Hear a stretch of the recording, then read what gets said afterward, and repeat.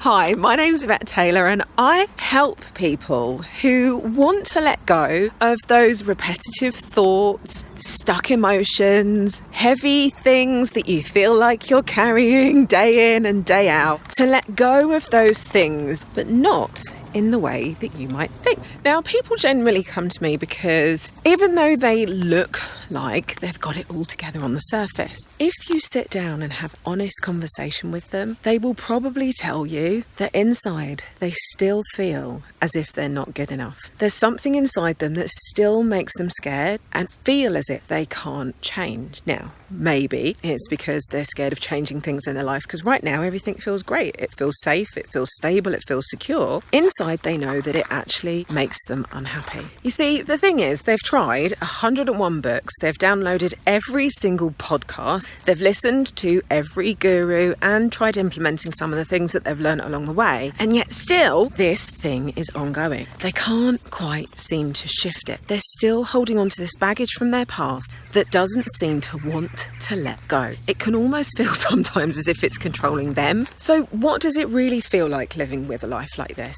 Well, most people usually describe it as feeling as if they're stuck, as if life is just overwhelming them and that there's something controlling them rather than them controlling their lives. Sometimes it can feel like a heaviness or a stuckness or even a darkness inside. It might feel like you're constantly stuck in emotions such as fear or stress or overwhelm, frustration, jealousy, blame, anger, guilt, shame. Now, let's face it, no one wants to feel like that, do they? We want to be feeling more passion, more love, more peace, more happiness, more joy. We want to feel as if we're the ones leading ourselves and leading our lives, because at the end of the day, that's what gives our lives meaning, isn't it? I know there are so many people out there searching for answers. I had a pretty messed up childhood, which ended up sending me into a pretty messed up few years of my teenage life, where I think I probably added an extra few grey hairs to my mum's head way before their time. That journey is what actually sent me on my path to really discovering more about life. I knew that there had to be something more than what I was doing. I knew there had to be more than the life that I was living most of my time, drinking, dancing, partying, taking way more drugs than I probably should have done, and spending a lot of my time just trying to figure out what had gone wrong or what I'd done wrong or how I was to blame for all of the things that had happened. And it was because of this that I went on my own journey to reading every single self-help book you can possibly think of. I went on every course. I literally studied in almost every complementary health therapy you could think of because I was searching for these answers.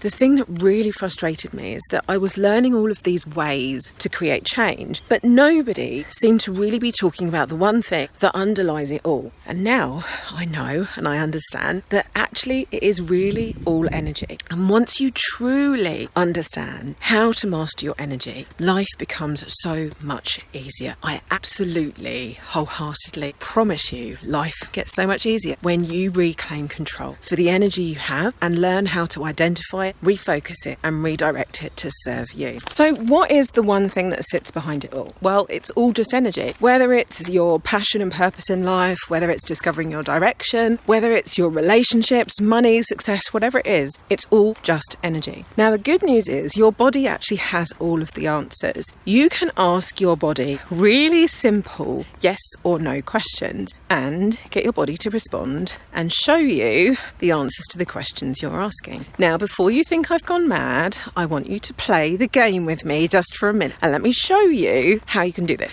So I want you to stand still with your feet hips width apart. Make sure that the back of your knees are relaxed, so they're not locked tight. Make sure they're relaxed and make sure your hips are relaxed. And then I want you to close your eyes, take a nice deep breath in, make sure your hands are down by your sides and not crossed over. And I want you to just say out loud, my name is, and then say your name. So I would say, my name's Yvette, and I would expect my body to sway forwards. Then I want you to say out loud, my name is Fred, unless you are called Fred, of course, then that won't work. Or Tallulah, unless your name is, of course, Tallulah. But I want you to say a name that you know is not your name. And then I want you to notice if your body sways backwards or forwards. But a sway forwards is usually a yes, and a sway backwards is usually a no. Now, try it for yourself. Try this on some other things. Things that you know are a simple yes or no answer, like my age is Try it on some simple things that you have no emotions attached to, and just check it out for yourself. I want you to prove to yourself that your body has the answers to these questions. Now, I say usually a forwards for a yes and usually a backwards for a no, because sometimes things can go the other way, but I'll talk to you about that in another video. Now, I hope you've enjoyed watching this today as much as I've loved making it for you. If you've got any questions, I want to know how you get on with this, with the sway. Comment underneath this video and let me know whether it worked for you, whether you got your sway forwards or backwards on your name. And if you've got any questions, of course, pop them below. And if you think this might be useful for some of your friends, feel free to tag them on this video. Of course,